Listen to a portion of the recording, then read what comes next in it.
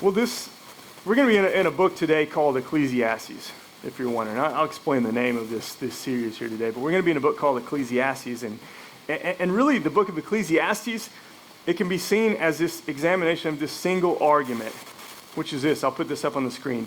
Everything is meaningless. I know that's a great way to start out today. It's like everything is just meaningless. Like we're all excited, singing. You guys did great, and then I'm up here like Cal's dropping the ball, and it's like it's all meaningless, guys. And we'll talk after and be depressed together. But we're going to talk about this in here. Ecclesiastes. This book's going to attempt to deconstruct really everything. I think most of us, if we see really where he's trying to go with this, it's going to kind of deconstruct everything we think we know about life, and it's going to attempt to what he's doing in there to draw us to our knees and turn to God and see that he's there, that there is a purpose behind all this. So I want to say that even here from the beginning as we're going to get into this, and as we go through this book, he really waits to the very end to kind of give you the point of it all. But he's going to go all the way through this experiment talking about life and everything that he did. He's going to go through a bunch of different things. But you think about our life, why I think that this is important for us, it's relevant. You think about our world, there's a rise in depression, anxiety, suicide, so many different things that you see out there. Not that there's no hope, not that there's not good going on. I'm not up here just saying everything's bad. There's some good going on. But the perception we see so often that's this kind of given to us out there is that there is no hope.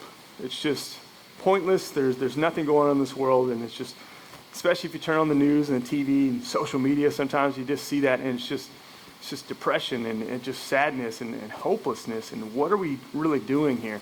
You see that so often. Like I said, you can see it on social media. I see that sometimes. I've mentioned before that I try to friend a lot of people because I look for that, because I want to reach out to you if you're in that way. So I've done that to so many random people that I don't even know, and I've got like the same thing that I always say to them, but it's like, I don't know you except for on Facebook, and I want to go to them because I want people to know that like there is hope, and that's just a way we have now. We're just in that age where we have social media and we're going to say those things. But just in the entertainment world, you see how it is, and on the news we see all this. Netflix, there's different movies that are just out there that just glorifies hopelessness. I was thinking about even, a year or two ago on Netflix, there was that 13 Reasons, that came out. Then they came out with the second season on it. And I get, maybe part of the point was like, we're gonna put this out there so people can talk about this. We need to raise awareness and talk about it.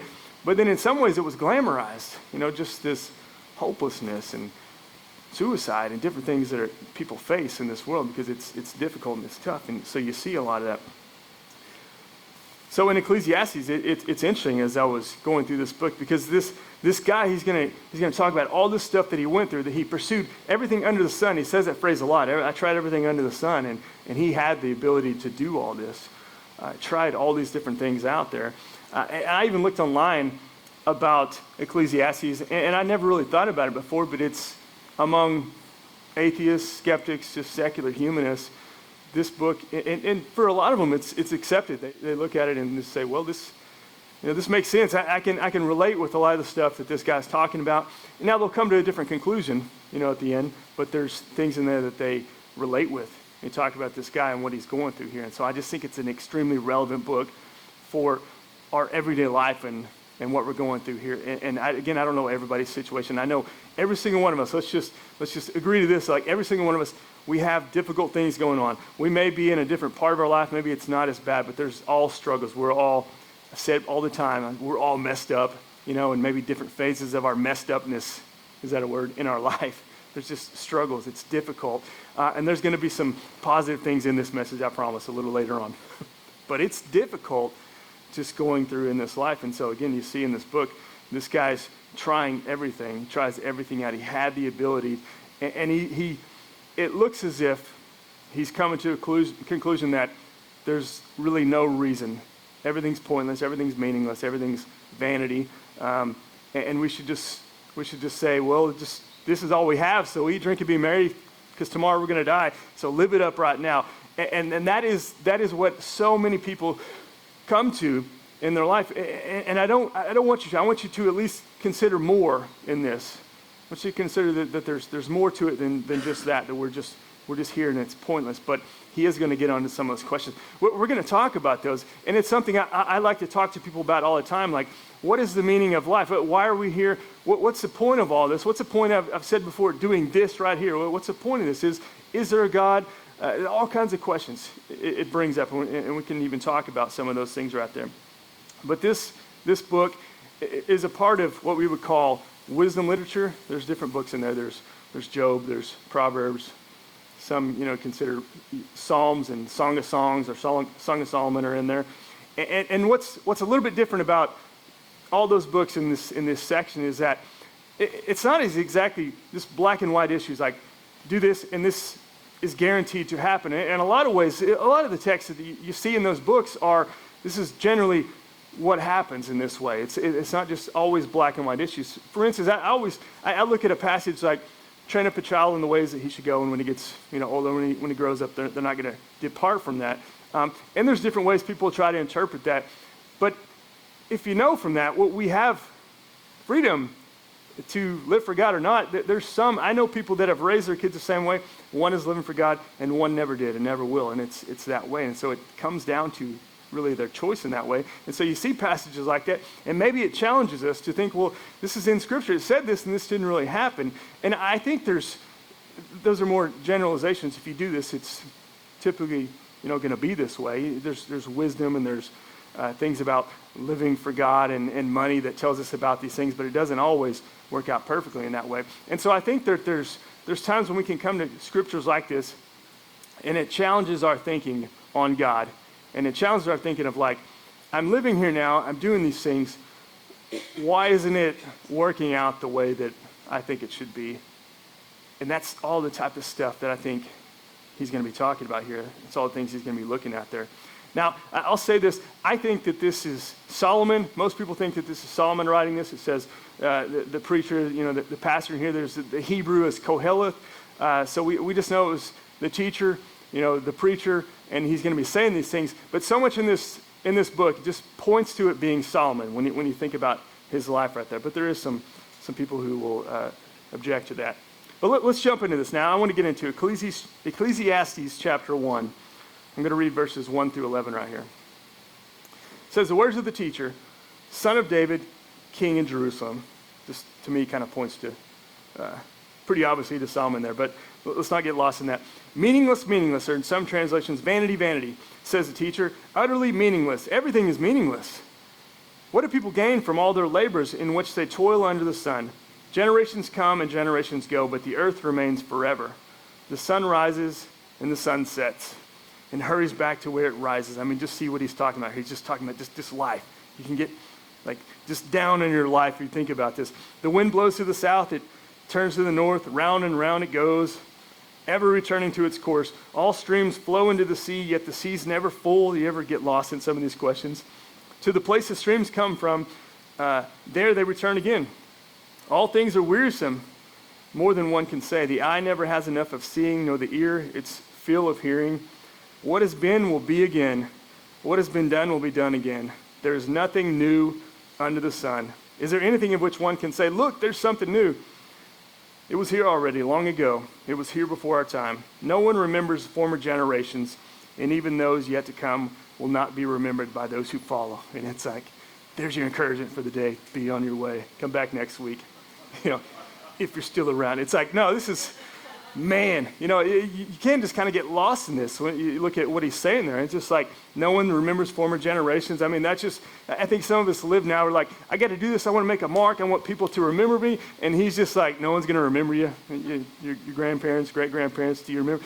Just honestly, think about this. Maybe some of y'all are better at this, but we'll go far enough. Maybe it'll get everybody. Do you know your great-great-great-grandparents' like full names? Really even anything about them? I don't even know mine's names. Like, I was a young kid, so my parents were older when they had me, so my mom's mom was already gone. Her dad died when I was very young. My dad's mom died when I was pretty young, and then his dad died when I was like freshman or sophomore in college, so I barely know them. I didn't have a whole lot with them, so it's like, I can't tell you all their full names. That's pretty bad, but I don't know that. So it's like generations go. He's just pulling this out. He's like, look, guys, I want you guys to see this. People are going to go. People are going to die out. This is how the world kind of is. And he's bringing us to this point, I think, of trying to see this just seems hopeless. It seems depressing in all these ways. Again, there's maybe some good going on, but if we really look at the world and what's happening and just our lives sometimes, there's a whole lot of just depression going on. Put this up here on the screen. I'll say this. Purpose and meaning are fulfilled in God. I think that's a good point for us to remember that purpose and meaning are fulfilled in God. To understand and really hear from the beginning, I really want you to get that. I want us to understand, about that there's just purpose and meaning for really why we're here. Because we're going to get kind of lost in this. It seems really just depressing and like there is no hope. And we really come to that point right there. But that's a big meaning. That's a big purpose of this book and what he's going to come to there. Now, I have this. I want you guys to understand the name of this series, When Life is Hevel. If you're wondering, like, if I just came out, just didn't come up with a word, like I'm not like out of words finally for sermon series, and I'm just putting letters up there together, and it came to that. Hevel is the Hebrew word here for what we see meaningless or vanity. It's that word Hevel. It's in this book many times. It's throughout the Old Testament. And so I want us to understand a little bit about that word right there. This is important for us. This comes from the word for breath or vapor or even smoke. And so I brought this. I don't have like anything to put smoke out there. I was going to ask maybe somebody to come up here and just smoke, and put the smoke out there, but probably wouldn't be good. We'd be coughing and then we'd be missing my point there. So no, I brought this, and this just, I guess, kind of picture this as like smoke, but it's that idea of when you think about that, it's going to get all you guys sprayed up there in the wind. But you see it, and it's almost, now I could feel that a little bit wet, but if it was like smoke, you grasp at it and you're not really getting it. Now I see it, we can picture that and we can say, okay, here's life. I really get that. And we're trying to grasp it. You can't. It really goes away. And that's a little more deeper of a meaning of what he's trying to say about this. Everything is hevel. Everything is meaningless. Everything is vanity. Everything is like this breath or vapor or smoke. We got this. It's like life sometimes. We're like, I think I got this figured out. Everything seems to be going right. And then there's that hevel, just kind of, everything seems, it's more than just meaningless or vanity. Everything seems like a vapor. Everything's like a breath, like smoke. I'm trying to get this, and it frustrates me. Later on, we're going to look down in this book in verse, I think, 18. It talks about, verse 17, chasing after the wind. Other translations say a vexation of the spirit. It's a picture of like that vexation of the spirit, like it's frustrating, it's agitating, it's that, there's life in it, and I think I can see it, I can physically see it with my eyes, and then you go for it, but you can't really get it. And that's a picture so often, I believe, of our lives, at different times in our life. Sometimes you get this a whole lot more clearly, and you're trying to grasp, what's the meaning of this? I thought I understood God and what all this is about, and then you're trying to grasp, what's he really doing in this world? What does he mean by that? It's said about 30 times in this book, that meaningless, that hevel, about life being hevel. But it means even more. I was looking at just in the word of this. It means even more than smoke, vapor, and breath. It also means enigma and temporary. There's just a whole lot of depth in this word of really what he's trying to say. It's breath, smoke, vapor, but it's an enigma. I can't figure this out. It doesn't really make sense to me, and it's temporary is also in there. Let me read a couple of verses here, 3 verses from 2 different books of this same word, because hevel, this Hebrew word, is used in other places. I want to read this in Job chapter 7, verse 16. I'll come back to Ecclesiastes, but I want to read this. Job 7:16. He says, I despise my life. Now, Job's going through so much here. His life is being completely flipped upside down. He's going through a whole lot. And he says, I despise my life. I would not live forever. Let me alone. My days have no meaning. And that no meaning right there in the end, it's that same word, hevel. It's that breath, that meaninglessness, that vanity. My life, that hevel. My life has no hevel. It's that. It doesn't make sense. It just seems meaningless. I'm here. All this stuff's taken away. I don't get what's really happening here. He's trying to kind of grasp the meaning of what's God really doing here. This doesn't make sense. And his struggle, what he was going through, he was trying to figure out what this was all about. Proverbs 13:11. I'm just going to kind of introduce you guys more to where this word's used. But Proverbs 13:11. Dishonest money dwindles away. And that's where it is. That's where hevel is. Dishonest money dwindles away, but whoever gathers money little by little makes it grow. Dishonest money dwindles away. It's that picture of hevel. Like it goes away. It's temporary. It doesn't make any sense. He's trying to figure out some things here. You see the different use of that word. And one more, Proverbs 31:30. Charm is deceptive, and beauty is fleeting, or hevel, but a woman who fears the Lord is to be praised. Charm is deceptive, and beauty is hevel. It's fleeting. You see what he's trying to say there. It's that same picture of that. That's that word, that hevel. It's like that breath that I see it. I want to grasp it, but I can't reach it. Sometimes it doesn't make sense. It's this enigma. It's temporary, and it goes away. And that's what he's really talking about. That's what he's talking about throughout this book and what we're going to be seeing here. There's a whole lot in there that I think we can relate with. I think we can kind of get in our life because it's difficult. It's tough. Solomon talks about, through this book, he's tried everything under the sun. He's done it all. Now, again, like I said, I'm picturing this as Solomon. He's got everything. He's got money, he's got wisdom, he's got power, he's got the ability to try everything. So again, it's not that like just us where you have a little bit of things, you can try this out. He had access to anything. So he tried these things out. So anything his five senses could really pursue, like he did that, touch, taste, smell, sight, hear. Like, I'm going to try all these things out. And he was trying to fulfill this need in his life, and he tried them out. It's like the great empirical experiment, which is just life. I mean, really, for a lot of us, that we're experimenting in this life. Like, I want meaning, I want happiness, I want this fulfilled. I want other people to be okay. Like that's us sometimes. I want people to be okay. But if we're honest, in a lot of ways, it's trying to figure out this void in my life. I'm trying to figure out happiness and what do I need to do? Is it pursuing these things? Is it pursuing helping others? Is that going to make me happy? And we all are searching for these things. And so again, we can relate with this guy. This guy who's trying all these things out. Again, I don't know everybody's life. I don't know the people you're going to be talking to if they even believe in God. But that's all of us. You don't even have to have a belief in God. That we're there. This is a struggle that we're all trying to figure out life and meaning and purpose and all of this. And we're going to try it in stuff. And you may find some happiness sometimes. He does. He's not saying everything was bad. He tried some things out and it wasn't all that bad. But he never found the true fulfillment in everything. He's trying this empirically through all these things. And look, let me just say this. Unless you just think that this is just for skeptical people. This is just for people outside the church. I'm just trying to encourage us so we can talk to those people that struggle with this. Like, this is church stuff. This is stuff that you and I, we can pursue doing church things and have the same unfulfilled life. You know what I mean? In fact, let me say it this way so you can understand. Religious practices can lead to the same emptiness in life. So if you're like, okay, I want to find meaning and fulfillment in life. I don't know about this relationship with God, but I'm going to pour everything into church. I'm going to do all these things. I'm going to volunteer in all this. Still need you to volunteer. We need a lot of people. Don't get lost in my empty statements. No.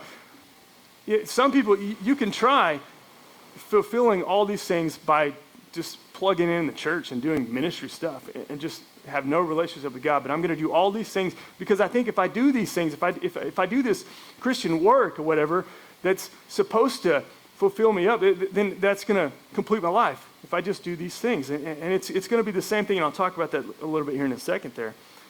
But it's going to challenge that. It's even going to challenge those things in our life. It's going to challenge everything really we think about life. If we really go into the book, if we really see what Solomon's talking about, we see what this book is about, it's going to challenge all those things, which it should. It's going to challenge all that. But let me go now to Ecclesiastes 1:12 through 18. I want to finish out this chapter here. He said, I, the teacher, was king over Israel and Jerusalem. I applied my mind to study and to explore by wisdom all that is done under the heavens. If you know about Solomon, he was the wisest guy, Like not a mafia guy or whatever. He's a wise guy. He didn't have my humor, you guys. I explored. I'm just ruining all this. Sorry.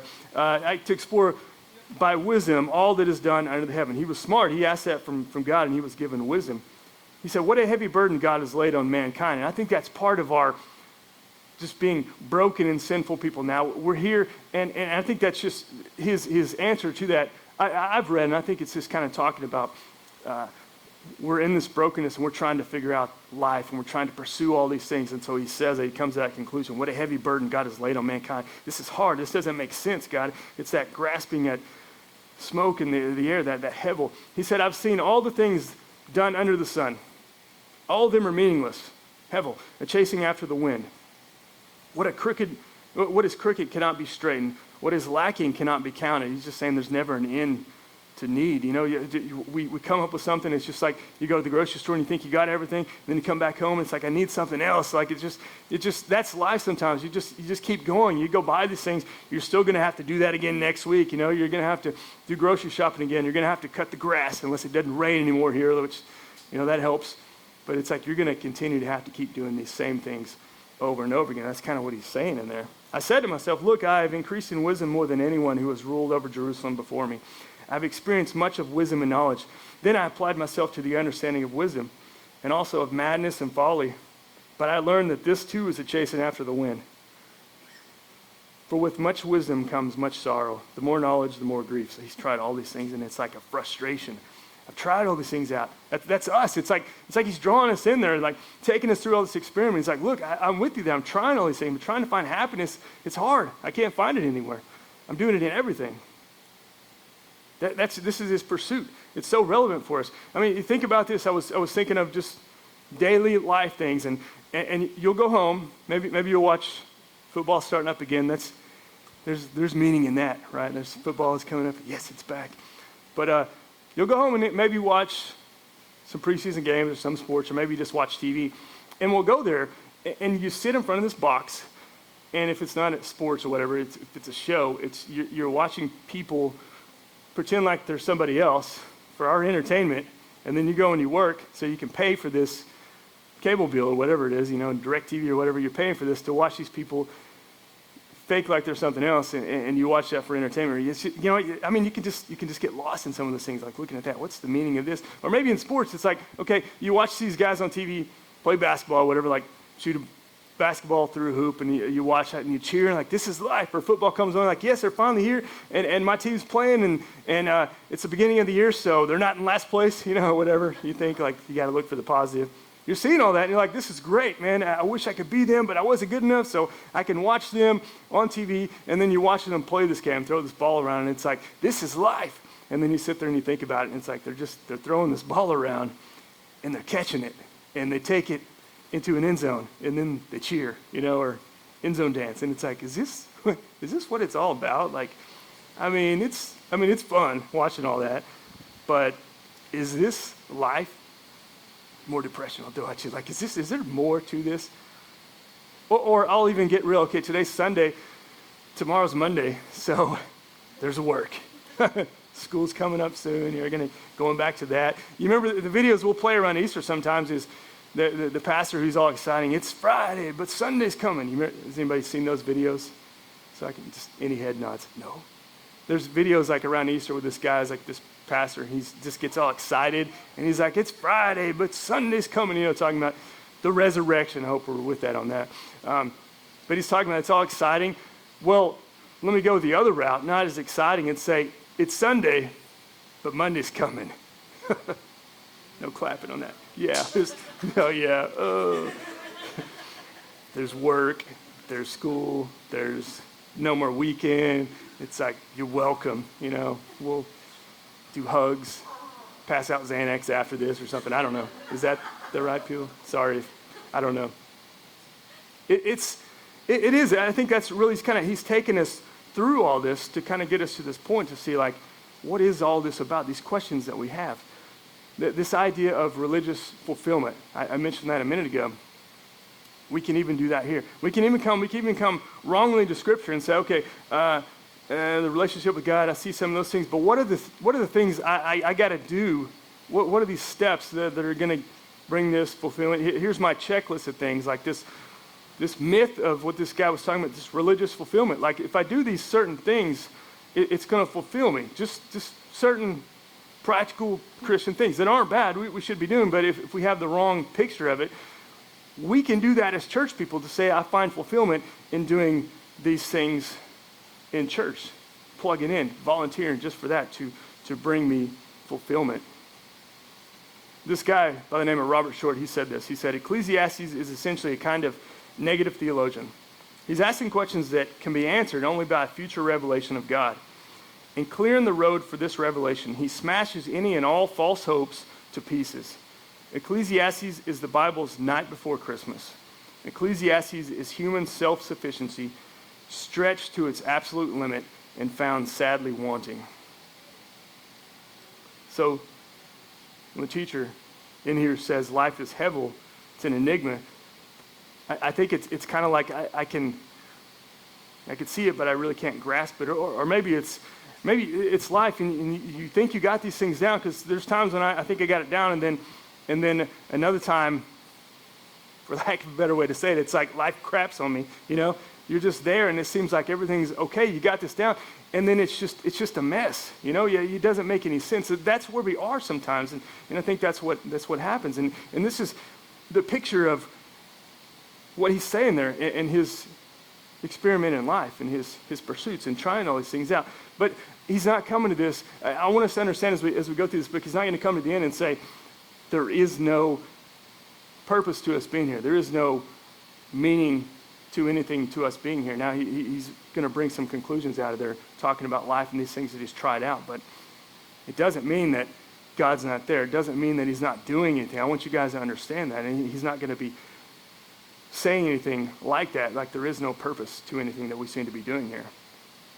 But if we come at this book, if we come at it in the wrong way, with wrong expectations, that's what I think is the key there, is he's going to come to this and he's going to see, okay, maybe it wasn't that God's not there, or God's not loving, and he doesn't have a purpose. Maybe the thing is, maybe my expectations are wrong when I come to Scripture. That's what you and I need to learn. Sometimes we have the wrong expectations, and we think, okay, we do this in church culture sometimes, and we say, you do these things. We'll even say this to each other. Maybe in the right intentions, we try to get people to stop sinning, stop messing up, and we'll say, if you just do this, then God's going to do this for you. That's true in a lot of ways. I'm not going to say that, but sometimes we'll just say, if you just do this, this is just going to happen.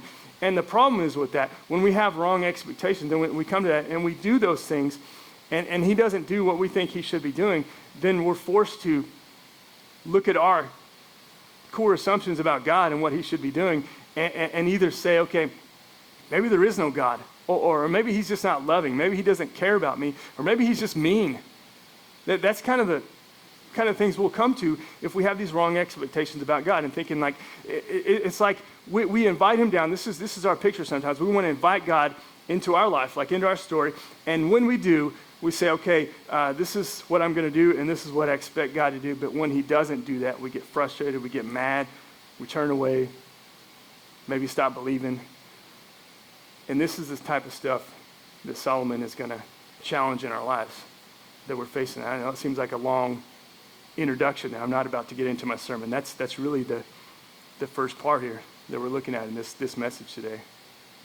And I'll just kind of really come to the end here and just say, what if it's just our expectations that need to change? That's what he's going to introduce. Maybe it's just our expectations that need to change. What if his promise to us is not, I'm going to make everything perfect in your life? There is going to be struggles. Even when you come to know me, even when you do these things I'm asking you to do, there will still be struggles. What if that's it? That's going to challenge what we think God should be doing in our life. What if that? What if his promise to me is kind of later revealed in the process of Jesus is going to enter into, like we'll say, like the hevel of our life. Like we see this and we think we have it all down. It seems meaningless. It seems like there's no purpose to it, like it's just smoke, and I can't really grab it there.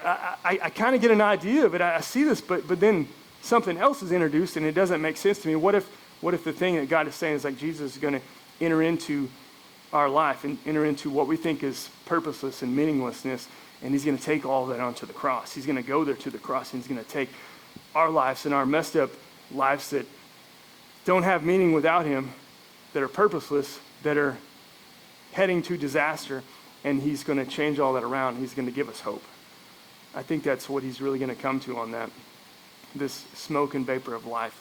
He's going to change it up there. What if we're left in kind of great humility as you go through this book and you see this, I think if we're going to take this honest self-evaluation of ourselves, I think it does. It leads us to this great humility.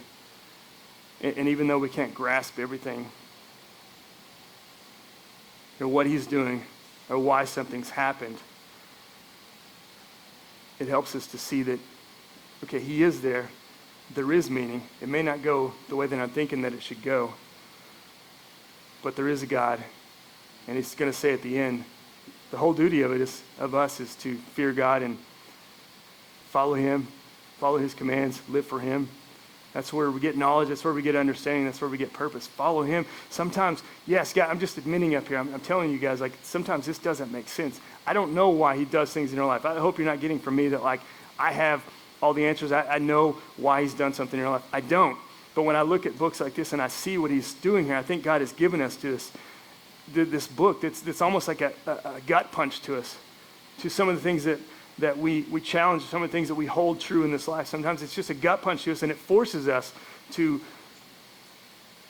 either turn to God, either trust in him, dig into his word more, or just completely abandon him and go the other way. And I hope you don't do that. I hope you don't do that. So look, I don't know. I feel like I should have another sermon right after that. I know that's just like the beginning part of this. But I'm telling you, this life is hard. This life is a struggle. He's going to talk about that. But there is purpose in this life. I believe God. I believe he's there. I think all throughout in his scriptures and his words, he's telling us that there is hope. There's meaning in life. But you and I, we can relate with this book so often in life because there's struggles, there's difficulties, there's sin, there's things around every corner trying to attack us and bring us down. But don't give up on God. Trust in him. Jesus entered into this world for you and I because he knew the hopelessness, the pain and the suffering. We had no hope. We had no way of saving ourselves, but he entered into this world for you and I. And he's not asking us to understand exactly why he does everything. You can't. Sometimes you'll drive yourself crazy if you're trying to figure out why God has done everything that he's done or what his plans are. Just trust in it. He's got a plan. He's got a purpose. He loves you. He loves you and I. And he entered into this world to give us hope, to save us, and for us to take that message to other people out there who are struggling with this so much. You guys, I'm going to end right there.